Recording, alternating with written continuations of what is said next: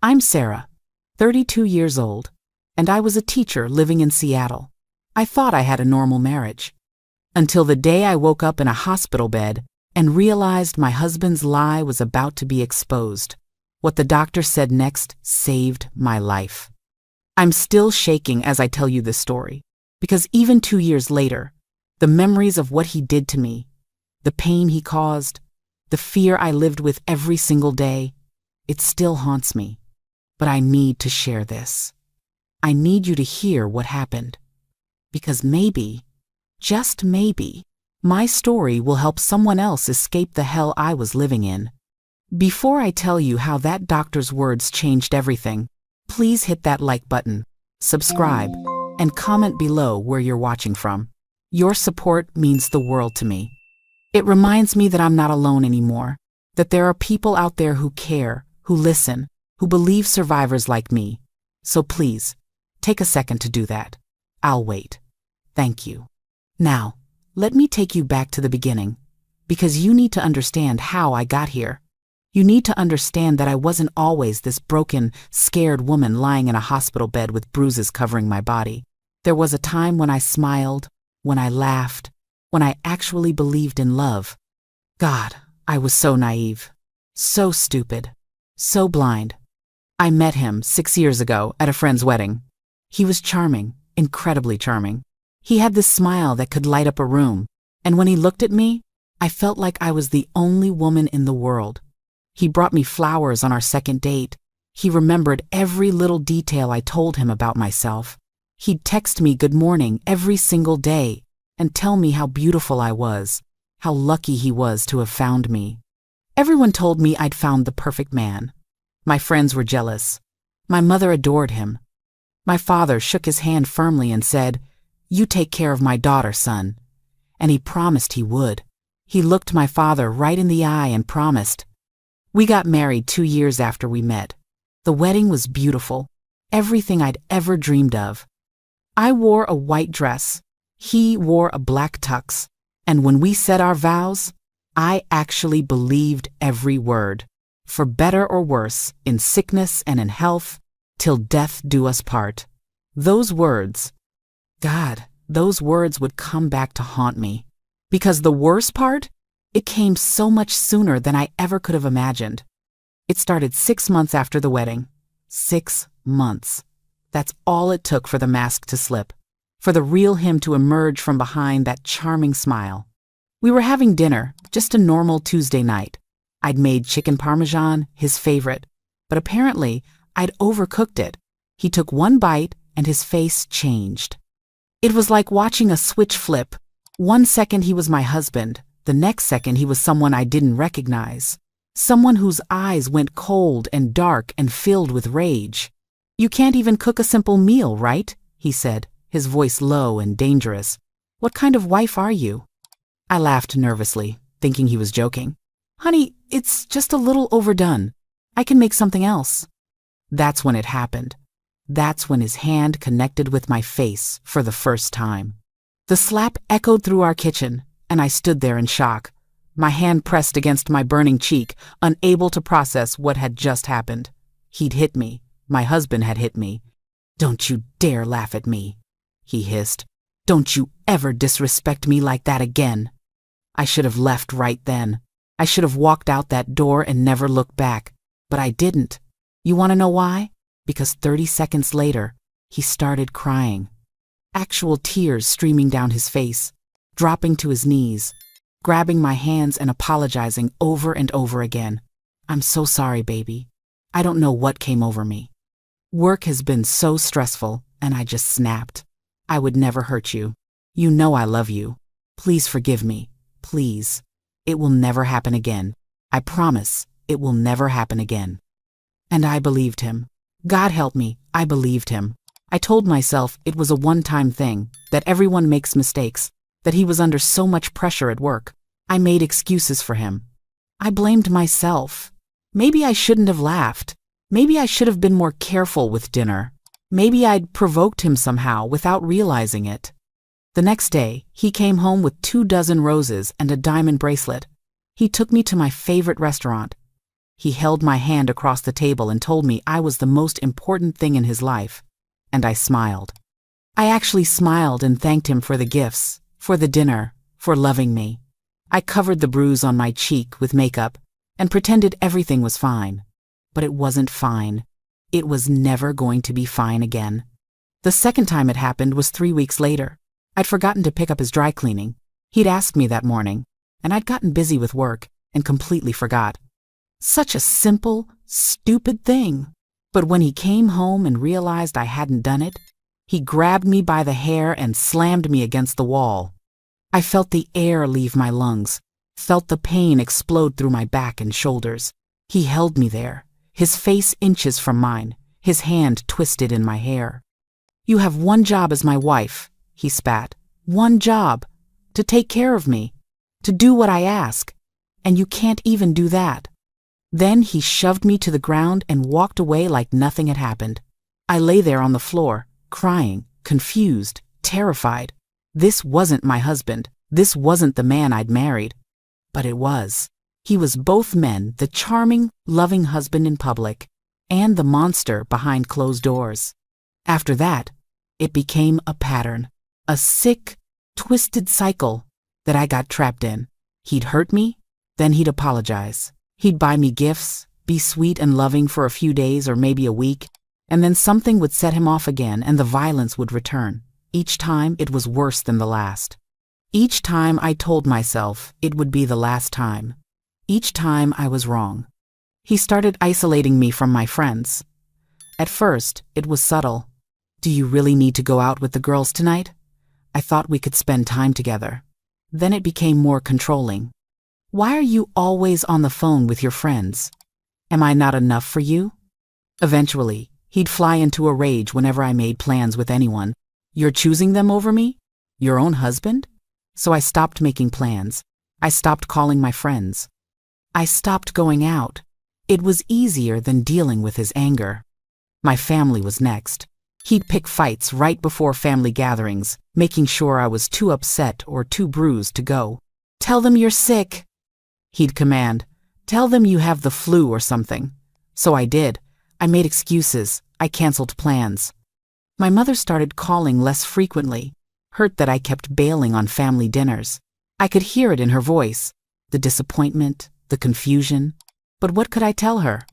That my husband was beating me? That I was trapped? That I was terrified? I couldn't.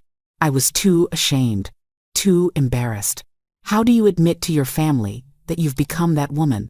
The one you always swore you'd never be? The one who stays with a man who hurts her? I thought I was stronger than that. I thought if I was ever in that situation, I'd leave immediately. But when you're living it, when you're in the middle of it, everything is different. Everything is complicated and confusing and absolutely terrifying. The beatings became more frequent. What started as once every few weeks became once a week, then multiple times a week, then daily. Every single day, he found a reason to hurt me. The house wasn't clean enough. Dinner wasn't ready on time. I'd looked at him the wrong way. I'd said something that annoyed him. I'd breathed too loudly. It didn't matter what I did or didn't do. Nothing was ever right. Nothing was ever good enough. He'd punch me in the stomach where the bruises wouldn't show. He'd pull my hair until I thought he'd rip it from my scalp. He'd twist my arms behind my back until I heard something pop. He'd kick me when I was down on the ground. And the whole time, he'd tell me it was my fault, that I deserved it. That if I just listened to him, if I just did what I was supposed to do, he wouldn't have to discipline me. Discipline. That's what he called it. Like I was a child who needed to be taught a lesson. Like his violence was somehow justified. Somehow my fault. I started wearing long sleeves even in summer. Turtlenecks to hide the fingerprints around my neck. Sunglasses to cover the black eyes. Makeup. So much makeup. Layered thick to hide the bruises that painted my skin in shades of purple, blue, yellow, green. I looked in the mirror and barely recognized myself. I'd lost weight because I was too anxious to eat. My eyes had this hollow, haunted look. I looked like a ghost. I felt like one too. I tried to leave once, just once. It was after a particularly bad night when he'd beaten me so badly I couldn't walk properly for 2 days. I packed a bag while he was at work, took what little money I had saved, and went to a motel across town. I felt this surge of hope, of freedom. I'd done it. I'd finally escaped. But he found me. I don't know how, but he found me within 6 hours. He showed up at that motel room door, and when I opened it, thinking it was housekeeping, there he was. The look on his face? I'll never forget it. Pure rage mixed with this possessive madness. He dragged me back home by my arm, his fingers digging into my skin so hard they left bruises. Once we were inside, he locked the door and beat me worse than he ever had before. He hit me with closed fists, over and over, telling me I belonged to him, that I was his wife, that I had no right to leave, that if I ever tried to run again, he'd kill me. And I believed him. I absolutely believed him.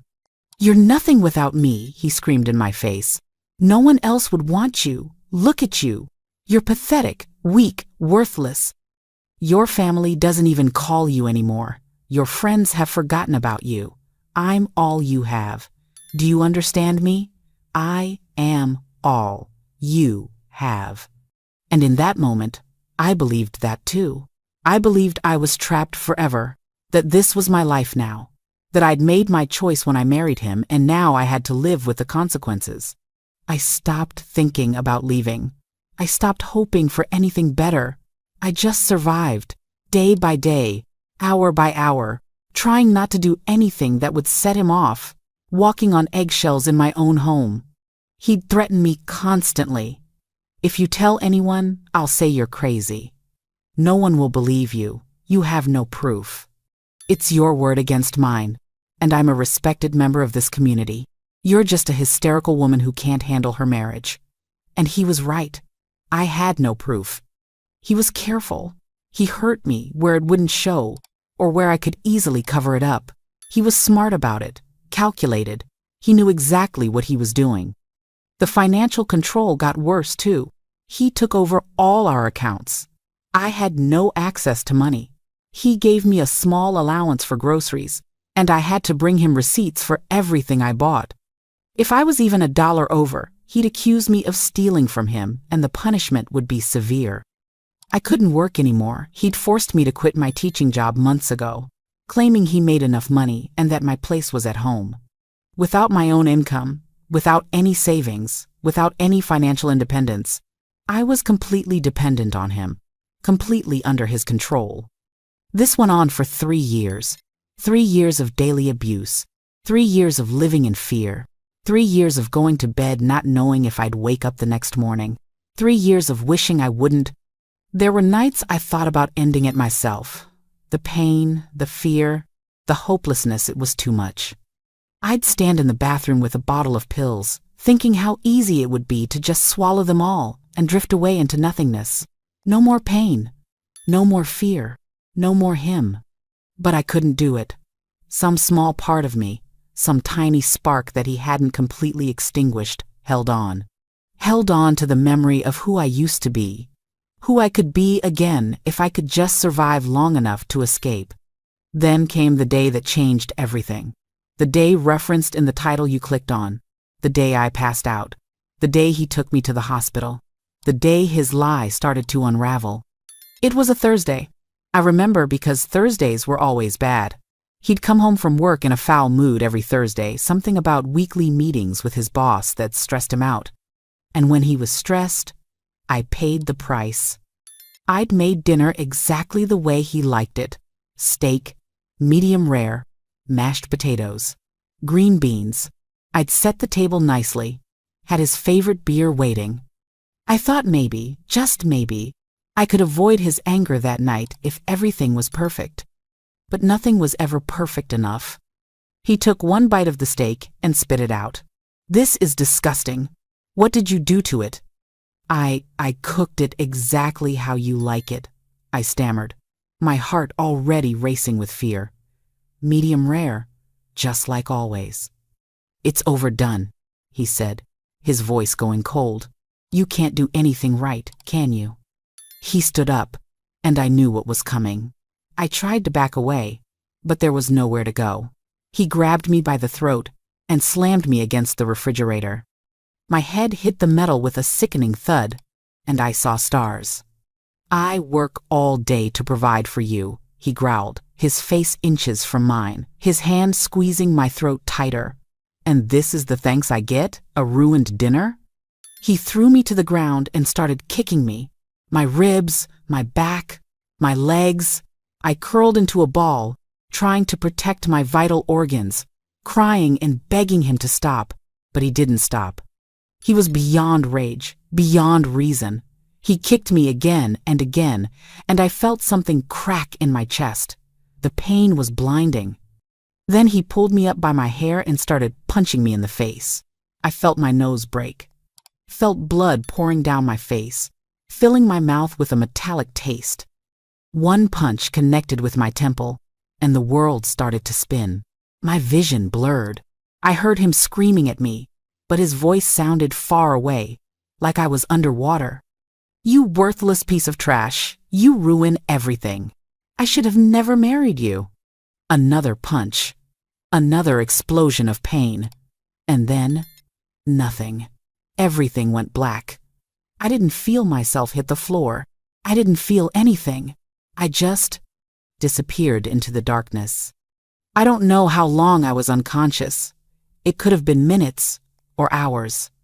But when I started to come to, I wasn't on the kitchen floor anymore.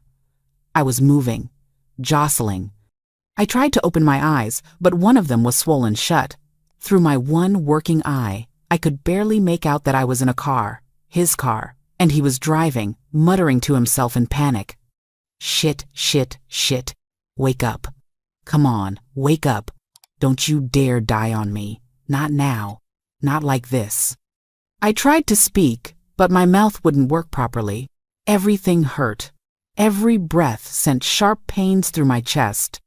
I must have made some sound, though, because he glanced back at me in the rearview mirror. I was in the back seat, I realized. Lying down. "Stay with me," he said, and for a moment, he actually sounded concerned, worried. But then I heard what he said next, and I realized this wasn't about me. This was never about me. This was about him covering his tracks. Okay, I've got this." She fell down the stairs. That's it. She fell down the stairs and hit her head. I came home from work and found her. I'm a concerned husband rushing his wife to the hospital. That's the story. She fell down the stairs.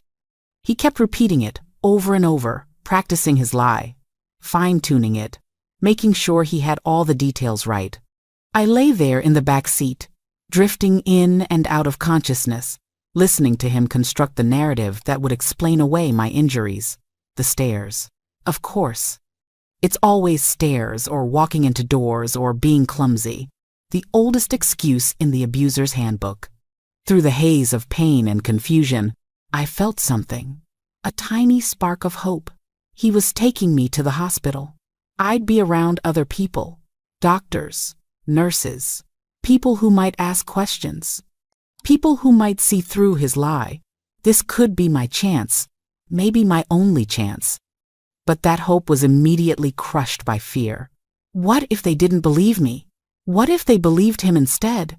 He was right there with me. He'd control what I said, who I talked to. And even if I did manage to tell someone the truth, what then? He'd said he'd kill me if I ever tried to leave. What would he do if I exposed him? If I got him in trouble? I must have passed out again, because the next thing I knew, there were bright lights and voices and people moving around me. The emergency room. I was on a gurney, being wheeled down a hallway. I tried to focus, tried to understand what was happening, but everything was so confusing, so painful. I heard his voice, loud and clear, playing the role of concerned husband perfectly. "Please help her." I came home from work and found her at the bottom of the stairs. She must have fallen. There was blood everywhere. "Please, you have to help my wife." Such a good performance. Such genuine-sounding panic and worry. If I didn't know better, if I hadn't just lived through what really happened, I would have believed him myself. They transferred me to a bed in the ER. A nurse started checking my vitals, while a doctor examined me. He was hovering nearby, playing his part beautifully, holding my hand, stroking my hair gently, so gently, nothing like the way he'd yanked it earlier, telling me everything would be okay, telling the medical staff how worried he was about me. The doctor started asking questions. "Can you tell me what happened?" I opened my mouth, looked at my husband standing right there, and felt the words die in my throat. His eyes were locked on mine, and even though his expression looked concerned and loving, I could see the warning in his gaze. "Don't you dare. Don't you say a word." Before I could respond, he jumped in. She fell down the stairs. I wasn't home when it happened, but when I got there, she was unconscious at the bottom. We have hardwood stairs, and she must have slipped. The doctor nodded, making notes, but the nurse, a woman probably in her 50s with kind eyes, kept looking at me with this expression I couldn't quite read. Concern? Suspicion? I couldn't tell. "Ma'am, can you tell us in your own words what happened?" the nurse asked gently. I looked at her, then at him, then back at her. I wanted to scream the truth. I wanted to tell them everything, but the fear was too strong. He was right there, listening to every word. If I said anything, if I told the truth, what would he do to me once we got home? I don't remember, I whispered, my voice barely audible. I remember being at the top of the stairs, and then nothing.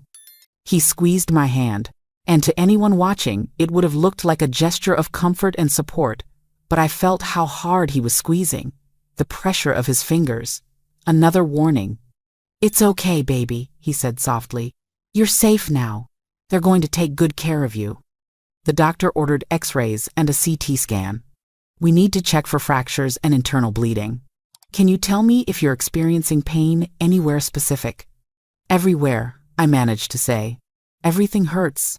They had to cut off my shirt to examine me properly, and that's when I saw the nurse's expression change. She'd uncovered my torso, and even I could see what she was looking at. Bruises. Everywhere. My entire torso was covered in bruises of different colors, fresh purple ones from tonight, yellowing ones from last week, greenish ones from the week before. A road map of abuse painted across my skin. The doctor's demeanor changed too. He looked at the bruises, then at my husband, then at the nurse. Something unspoken passed between them. "These bruises," the doctor said carefully, "they appear to be in various stages of healing. Some are quite old. My husband didn't miss a beat. She's always been clumsy. She bruises easily too. She's always bumping into things, tripping over stuff. I tell her to be more careful, but you know how it is." He laughed. He actually laughed, like my injuries were just a cute quirk of my personality, like I was some silly, accident-prone woman who couldn't walk through her own house without hurting herself. But the doctor wasn't laughing. Neither was the nurse. They exchanged another look, and then the nurse said, "We're going to take you for those scans now. Sir, you'll need to wait here." "I want to go with her," he protested.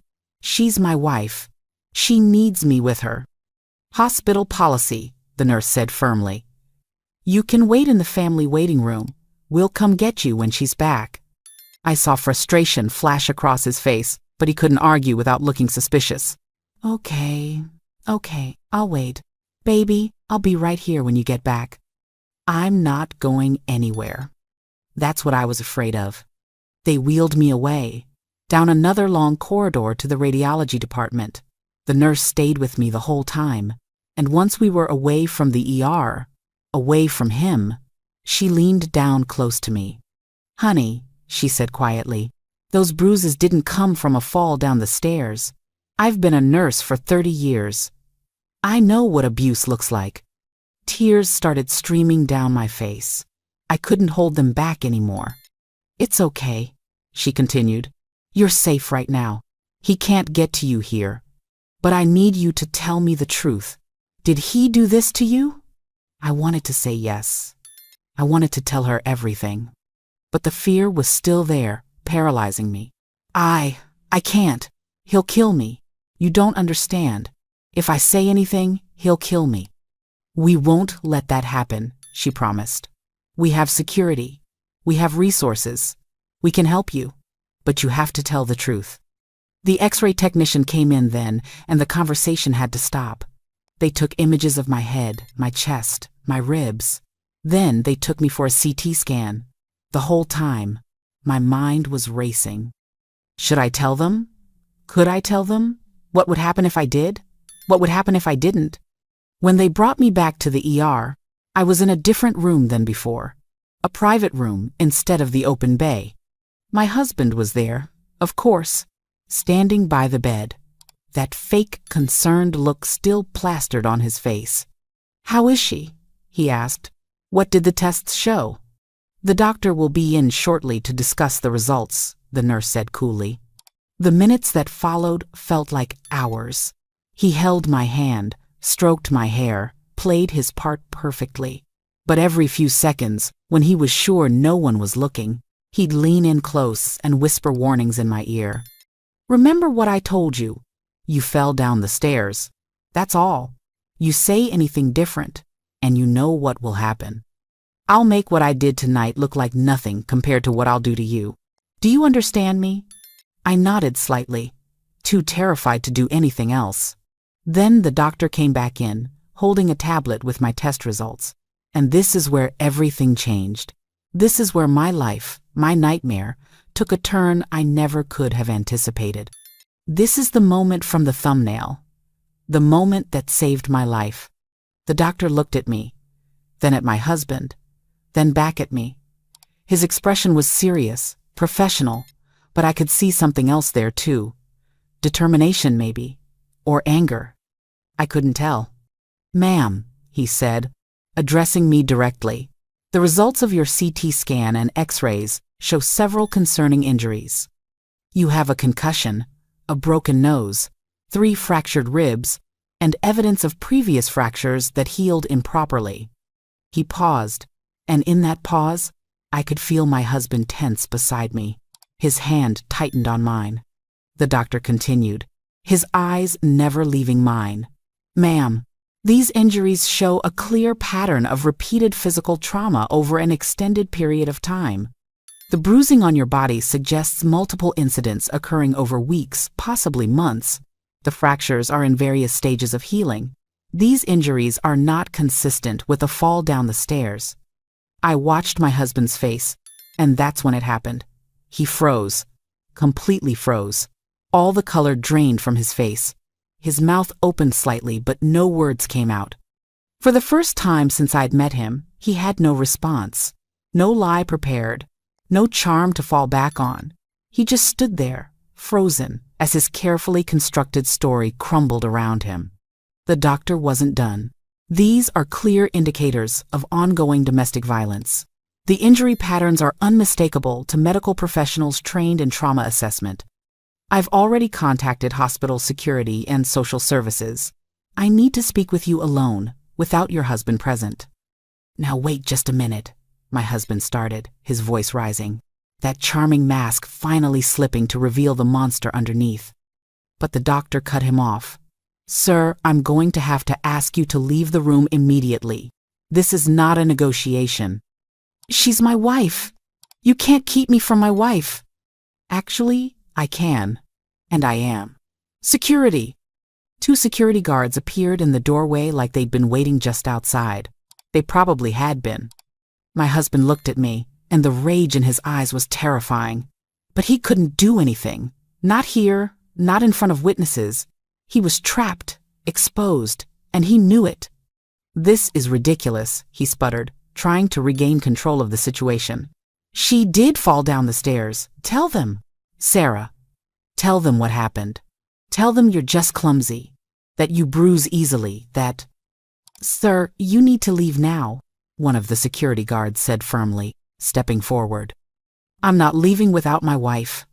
Sir, if you don't leave voluntarily, we will escort you out and contact the police. Your choice. He stared at me for a long moment, and I could see him calculating, trying to figure out his next move. Then he seemed to make a decision. He'd leave, but he'd make sure I knew this wasn't over. Fine, he said through clenched teeth. I'll go. But Sarah, remember who you belong to. Remember what I told you. I'll be waiting for you. Right outside. I'll be waiting. The security guards escorted him out, and for the first time in 3 years, I was in a room without him. I could breathe. I could think. I could speak without fear of immediate retaliation. The moment the door closed, I completely broke down. All the tears I'd been holding back, all the fear, all the pain, it came pouring out of me in great, heaving sobs. My whole body shook with the force of it, and even though my ribs screamed in protest, I couldn't stop crying. The nurse was there immediately, holding my hand, telling me it was okay, that I was safe. The doctor pulled up a chair beside my bed and waited patiently for me to calm down enough to speak. I need you to tell me the truth, he said gently, once my sobs had quieted to hiccups. Did your husband do this to you? And finally, I said the words I'd been too terrified to say for 3 years. Yes. That one word opened the floodgates. Once I started talking, I couldn't stop. The whole story came pouring out the first slap, the escalation, the daily beatings, the control, the isolation, the threats. I told them everything, every horrible detail of the past 3 years. And they listened. They believed me. A domestic violence advocate was called in. Her name was Maria, and she had kind eyes and a gentle voice. She sat with me and explained my options, my rights, what resources were available. She told me I didn't have to go home with him, that I could file a police report, that there were safe places I could go. But he's outside, I said, my voice shaking. He said he's waiting for me. He meant it. He'll be out there, and if I try to leave, he won't get near you. Maria assured me. Security is already aware of the situation. The police are on their way. And even if he tries to approach you, he'll be arrested for violating hospital security protocols. You don't understand, I insisted, feeling panic rise in my chest. You don't know what he's capable of. He told me if I ever told anyone, if I ever tried to leave, he'd kill me, and he meant it. I know he did. I do understand, Maria said softly. I was where you are 15 years ago. My ex-husband put me in the hospital just like yours did to you. And just like you, I was terrified to speak up. But I did, and I survived. And you will too. A police officer arrived about 20 minutes later. Detective Morrison, a woman in her 40s, with short brown hair and a no-nonsense attitude. She took my statement, photographed all my injuries, and documented every detail I could remember. The medical records would serve as evidence. The photographs would serve as evidence. My testimony would serve as evidence. We have enough to arrest him right now, she told me. Assault and battery, at minimum, with more charges likely to follow as we investigate further. Is that what you want? What I wanted? For 3 years, I hadn't been allowed to want anything.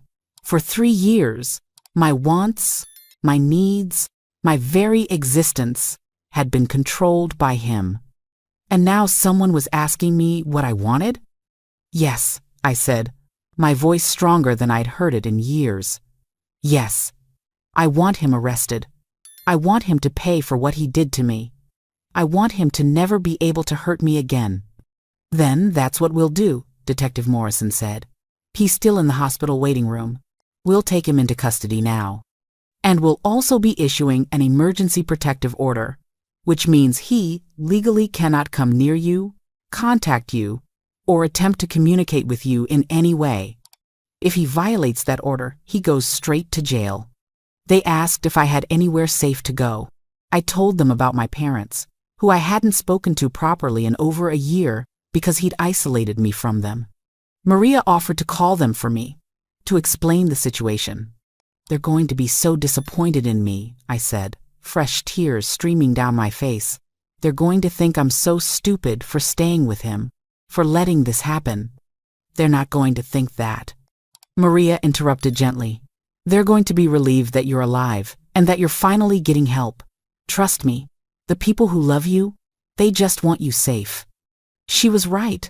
When my mother answered the phone and Maria explained what had happened, I heard my mother scream, not in anger at me, but in horror at what I'd been living through.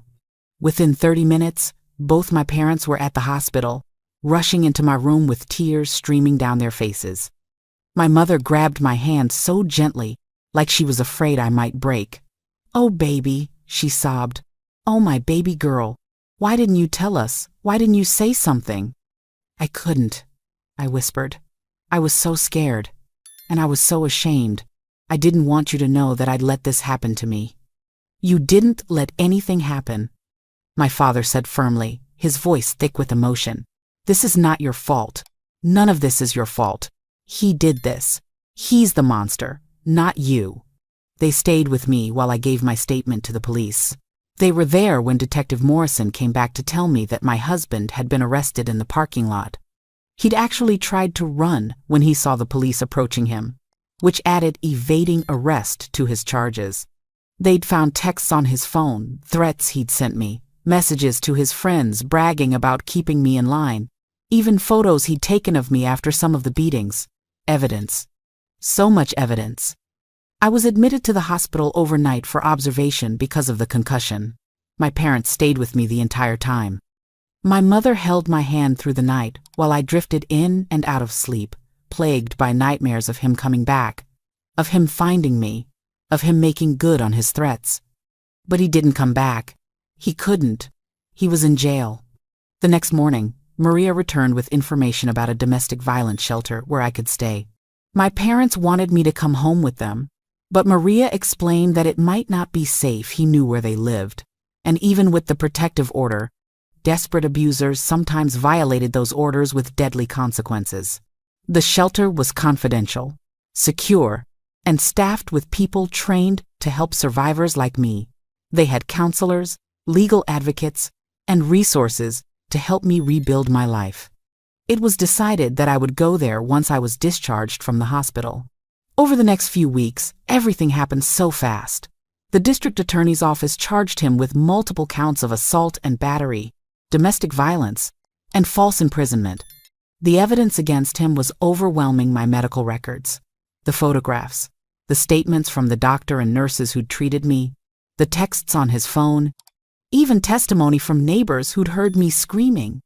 His bail was set high, but I was terrified he'd post it somehow. I lived in fear every day that he'd get out, that he'd find me, that he'd make good on his promise to kill me. But he didn't make bail. His parents refused to help him, apparently horrified when they learned what their son had done. His friends distanced themselves. He was alone, just like he'd made me feel for 3 years. I started therapy at the shelter, twice a week at first, then 3 times a week. My therapist, Dr. Chen, specialized in trauma and PTSD. She helped me understand that what I'd experienced wasn't just abuse, it was torture. Systematic, calculated torture designed to break me down, to destroy my sense of self, to make me believe I deserved it. "You survived," she told me during one of our early sessions. "Do you understand how strong you had to be to survive what you went through? Most people can't even imagine enduring that level of sustained trauma. But you did. You survived, and now you get to heal." But healing was harder than I ever imagined. The physical injuries healed relatively quickly, my ribs mended, my nose was set properly, the bruises faded. But the psychological damage? That ran so much deeper. I had nightmares every single night, panic attacks whenever I heard footsteps behind me. I'd flinch if someone moved too quickly near me. I couldn't be in a room with the door closed. I couldn't stand having my back to a doorway. I was constantly on alert, constantly scanning for danger, constantly waiting for him to appear. The other women at the shelter understood. They'd lived through their own versions of hell. We'd sit together in the common room at night, sharing our stories, crying together, supporting each other. There was no judgment there. No one asked why we stayed or why we didn't leave sooner. We all knew the answers to those questions were complicated, painful, and deeply personal. I reconnected with my family during this time. They visited me at the shelter as often as they were allowed. My mother cried every time she saw me, apologizing over and over for not realizing what was happening, for not pushing harder when I'd canceled plans or made excuses. "You have nothing to apologize for, Mom," I told her. "He was good at hiding it, and I was good at pretending everything was fine. This wasn't your fault." My father was different. He didn't cry in front of me, but I could see the rage and pain in his eyes. "I want 5 minutes alone with him," he'd say, his hands clenching into fists. "Just 5 minutes, that's all I need." "Dad, no. He's not worth it. He's going to prison. That's justice enough." But was it? I wasn't sure. No amount of prison time could give me back the 3 years he'd stolen from me. No sentence could erase the trauma, the fear, the pain. But it was something. It was accountability. It was him finally facing consequences for what he'd done. The trial was scheduled for 6 months after his arrest. 6 months of waiting, of preparing, of reliving every horrible moment so I could testify against him. The prosecutor, a woman named Jennifer Hayes, met with me multiple times to prepare me for what to expect. "He's going to have a lawyer," she warned me. "That lawyer is going to try to discredit you, to make it seem like you're lying or exaggerating. They might bring up your mental health, your emotional state. They might try to paint you as unstable or vindictive. Are you prepared for that?" Was I? I didn't know, but I knew I had to do this. I had to face him in court. I had to tell my story, not just for me, but for every other woman who'd ever suffered in silence. For every victim who was too afraid to speak up. "I'm ready," I said, even though I wasn't sure I was. "I'll do whatever it takes." Those 6 months were some of the hardest of my life. I was living in the shelter, attending therapy, trying to process 3 years of trauma while simultaneously preparing to face my abuser in court. I filed for divorce immediately, an emergency divorce on grounds of abuse. He tried to contest it from jail, tried to drag it out, tried to maintain some control over me even from behind bars. But the evidence was too strong. The divorce was granted within 3 months. I started rebuilding my life piece by piece. I got a part-time job at a bookstore near the shelter. It was quiet, peaceful work. I was surrounded by stories, by words, by the possibility of different endings than the one I'd been living. My coworkers were kind and didn't ask too many questions about why I sometimes jumped at sudden noises or why I always positioned myself where I could see the door. I reconnected with my old friends. It was awkward at first. They didn't know what to say, how to act around me. They felt guilty for not realizing what was happening, for not being there for me. But slowly, carefully, we rebuilt those bridges. They started inviting me to things again, coffee dates, movie nights, dinner at someone's apartment, small things that felt monumental to me. I was reclaiming my life, my relationships, my identity, but I was also terrified because I knew the trial was coming. I knew I'd have to see him again. I knew I'd have to sit in a courtroom and recount every horrible thing he'd done to me while he sat there watching me, listening to me expose him. The day of the trial finally arrived. I walked into that courthouse with my parents on either side of me, with Maria from the domestic violence shelter, with Detective Morrison, with Dr. Chen. I had an army of supporters, but I'd never felt more alone. Because at the end of the day, I was the one who had to take that stand. I was the one who had to face him. The courtroom was cold and sterile. I took my seat in the gallery and waited for them to bring him in. When they did, I felt like I couldn't breathe. He was in an orange jumpsuit, hands cuffed, but he looked the same.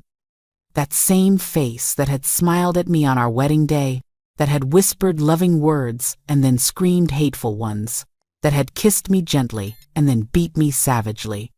He looked at me, made direct eye contact, and even though he was in custody, even though there were guards and lawyers and a judge, I felt that old familiar fear rise up in my chest. He had this slight smirk on his face, this look that said he still had power over me, that I was still his to control. But then I looked around the courtroom at all the people who were there to support me.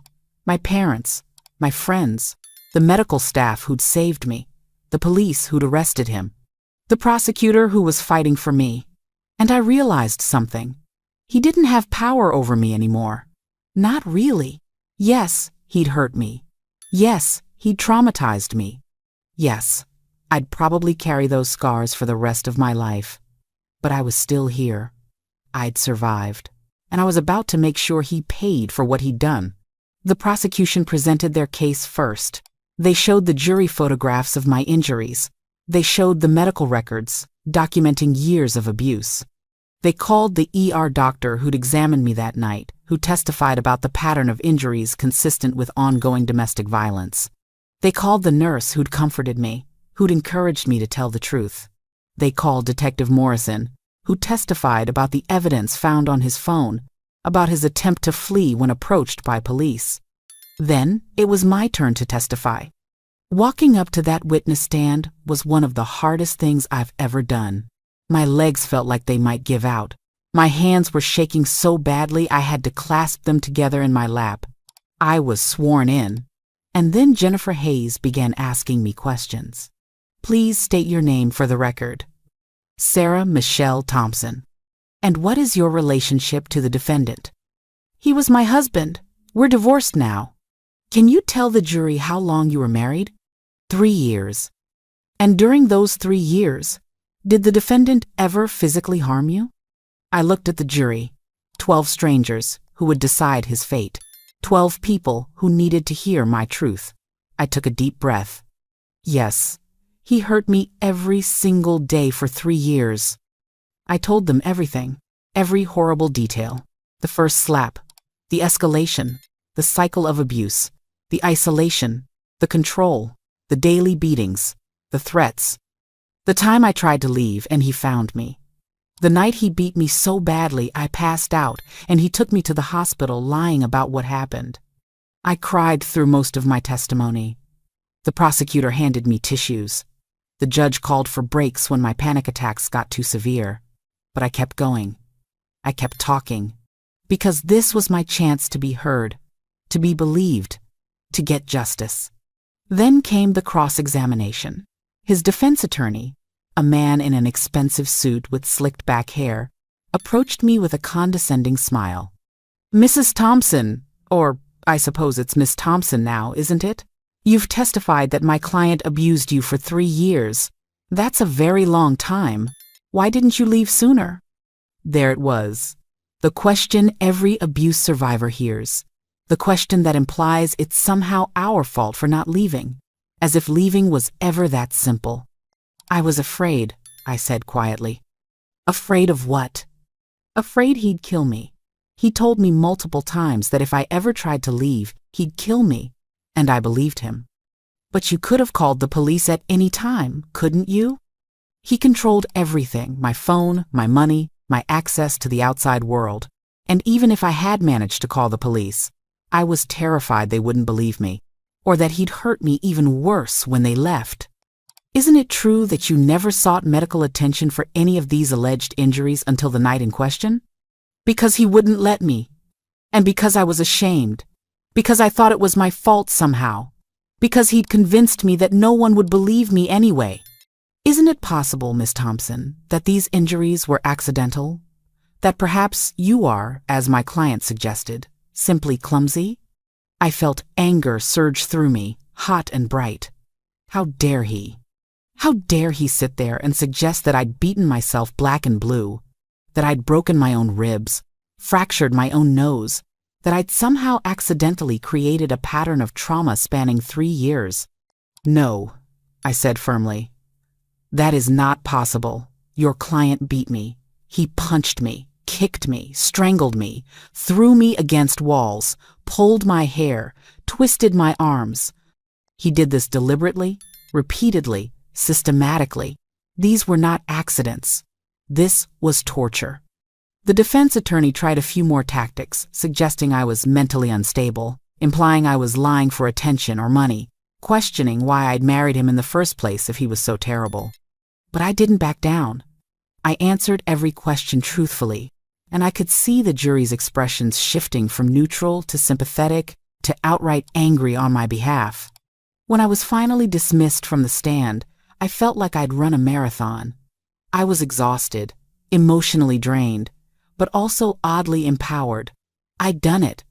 I'd faced him. I'd told my truth. And I'd survived. The defense put on their case next. My ex-husband testified, of course. He sat there in that witness stand and lied through his teeth.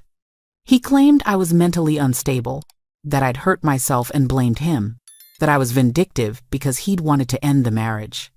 He painted himself as the victim, as a man whose crazy wife had fabricated abuse claims to ruin his life. But the evidence didn't support his story. The medical records didn't lie. The photographs didn't lie. The pattern of injuries spanning years didn't lie.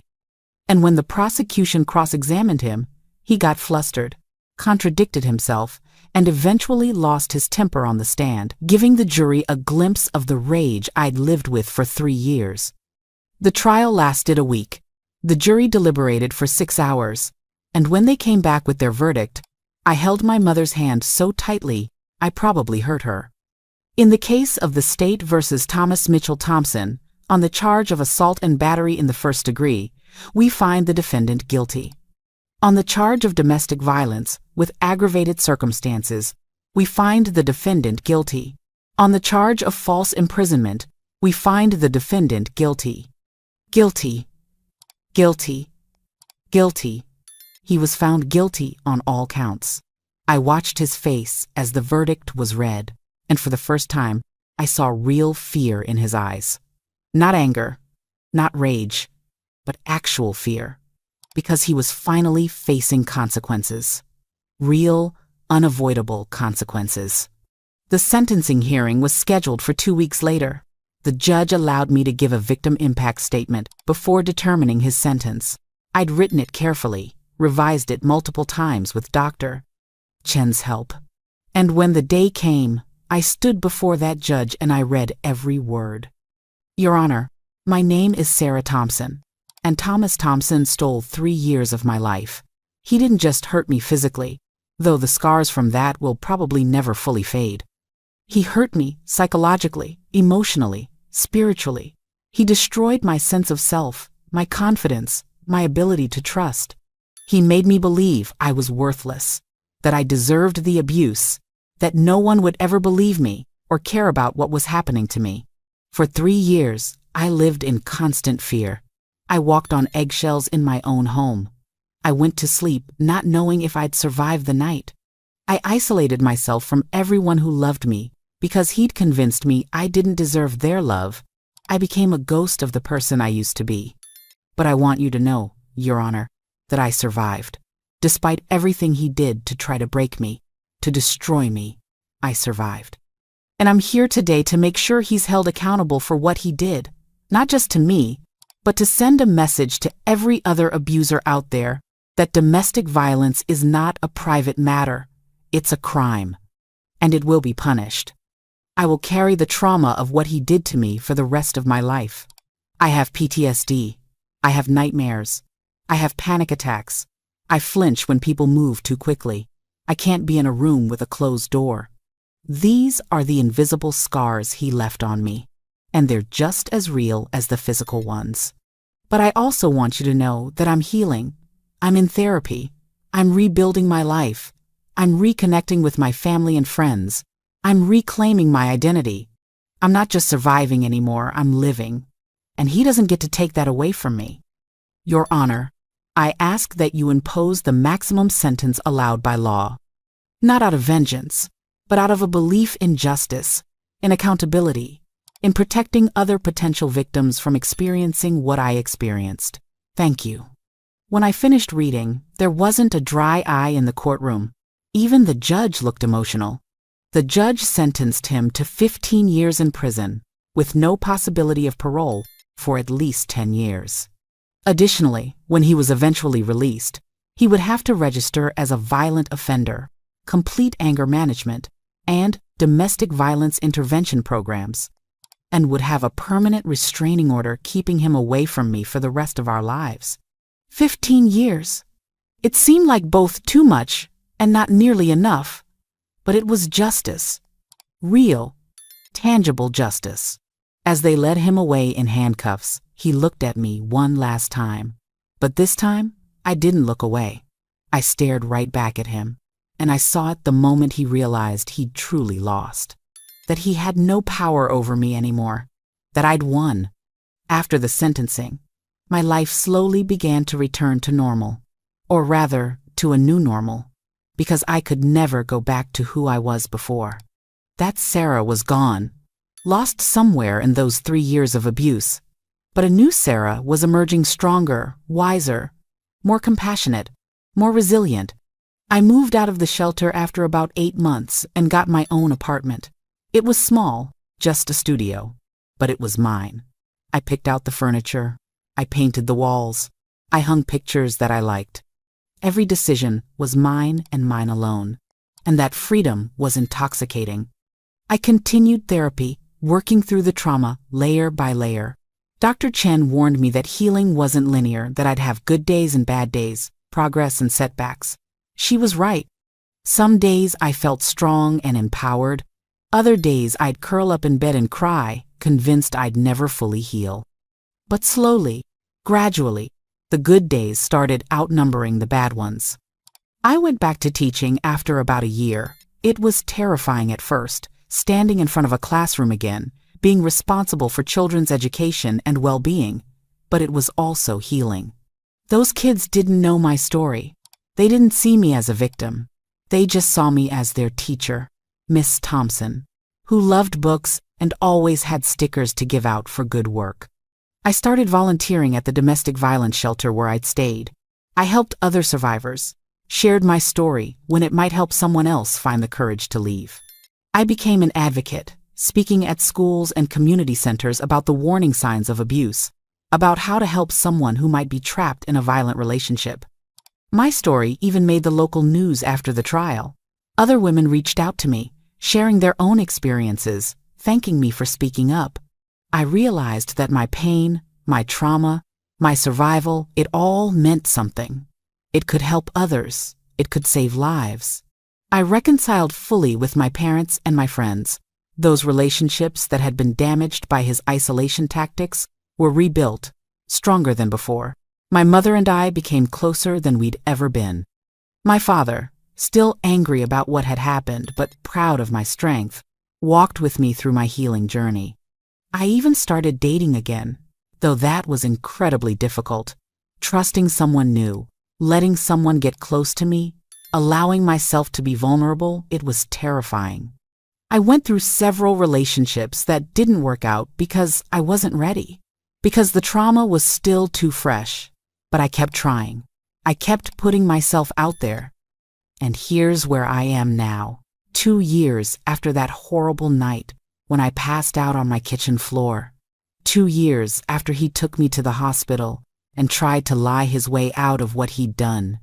2 years after that, doctor looked me in the eye and told me what I already knew but was too afraid to admit, that I was being abused, that it wasn't my fault, that I deserved help. I'm living in a new city now. I changed my name legally, not just going back to my maiden name, but choosing an entirely new last name.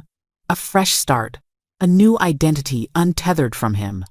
I have a job I love, teaching 3rd grade at an elementary school where the principal knows my history and supports me completely.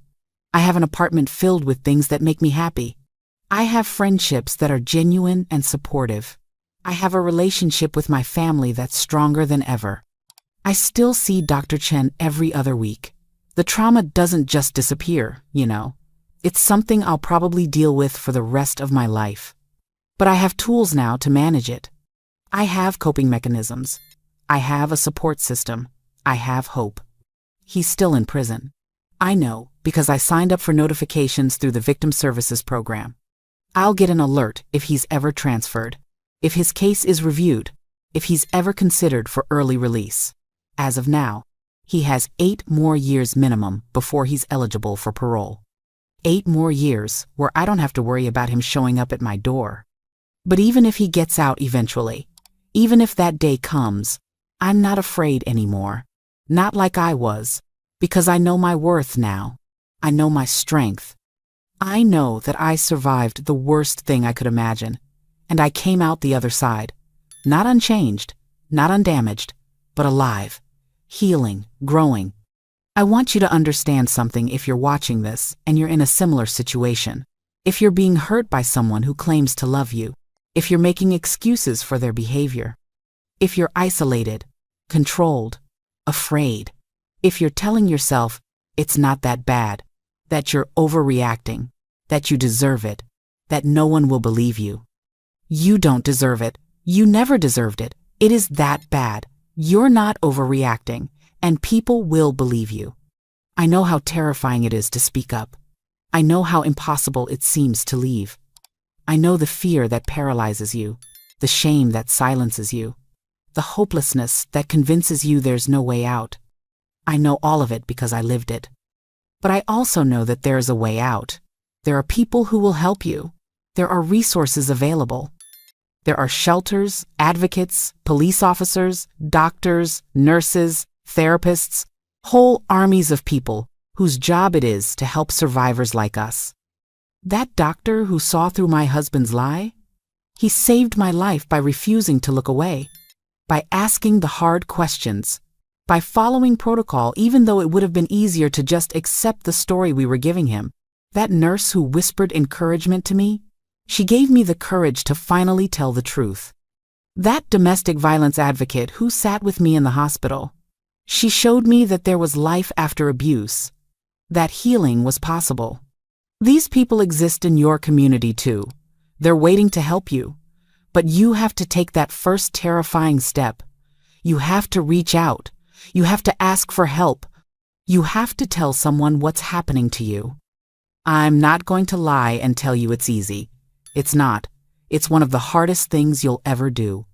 Walking away from an abuser, especially one you loved or still love, is agonizing. The trauma doesn't end the moment you leave in many ways. It's just beginning. The healing process is long and painful and exhausting, but it's worth it. God, it's so worth it. To wake up in the morning and not be afraid. To go through your day without walking on eggshells. To make your own decisions. Spend time with people you love. Do things that make you happy. To reclaim your life, your identity, your sense of self. That's worth every difficult moment of the healing process. And to anyone watching this, who knows someone they suspect is being abused, please, please don't look away. Don't accept excuses about being clumsy or accident-prone. Don't believe stories about falling down stairs or walking into doors. Ask the hard questions. Create a safe space for them to tell you the truth. Let them know you believe them. You support them. You'll help them. You might save a life.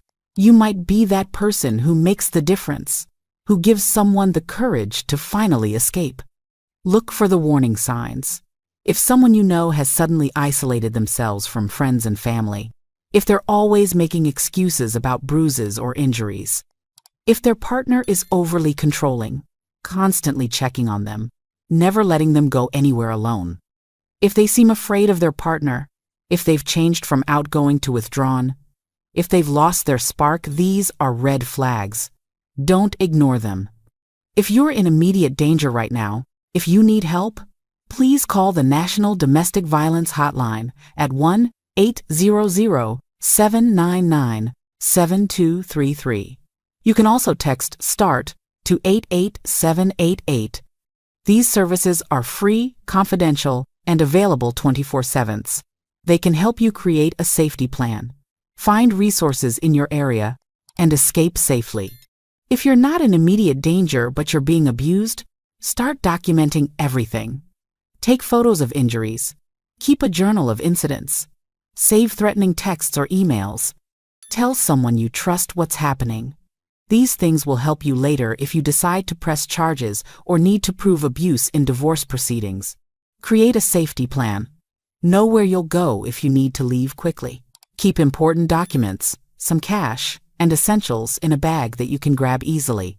Have a code word you can text to a trusted friend or family member that means, "I need help now." Plan your escape carefully, because leaving is often the most dangerous time. But know this: you can leave. You can survive. You can heal. I'm living proof of that. 2 years ago, I was convinced I'd never escape. I thought I'd either die at his hands or spend the rest of my life in that prison of fear and violence. I couldn't imagine a future without him, without the abuse, without the constant terror. But here I am, living in a beautiful apartment in a new city, teaching children who make me laugh every day, having coffee with friends on weekends, going to therapy and processing my trauma, dating someone kind and gentle who would never dream of raising a hand to me, building a life that's entirely my own. Yes, I have scars. Yes, I have triggers. Yes, I sometimes wake up from nightmares where I'm back in that house, back in that hell. But those moments are becoming less frequent. The healing is happening, slowly but surely. And the most important thing I've learned through all of this is that I'm stronger than I ever knew. We all are. Every single survivor of abuse is incredibly strong because we survived. We endured. We kept going even when we wanted to give up. That strength doesn't disappear when the abuse ends. It stays with us. It helps us heal. It allows us to rebuild. It turns us into advocates, into warriors, into survivors who can help others find their own strength. So if this is your story too, if you're living in fear right now, please know that you have that strength inside you. You might not feel it yet. You might feel weak, broken, defeated. But you're not. You're surviving the unsurvivable. And when you're ready, when you find the courage to take that first step toward freedom, that strength will carry you through.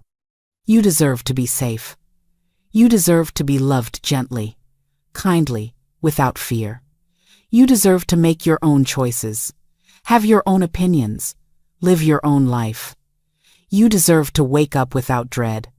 You deserve peace. Don't let anyone, especially not the person hurting you, convince you otherwise. My ex-husband spent 3 years trying to destroy me, trying to convince me I was worthless, that I deserved the abuse, that no one else would ever want me. He almost succeeded. There were days I believed him, days I wanted to give up. But that doctor, that nurse, that advocate, my family, my friends, my therapist, they all reminded me of my worth. They saw value in me even when I couldn't see it in myself. They believed me.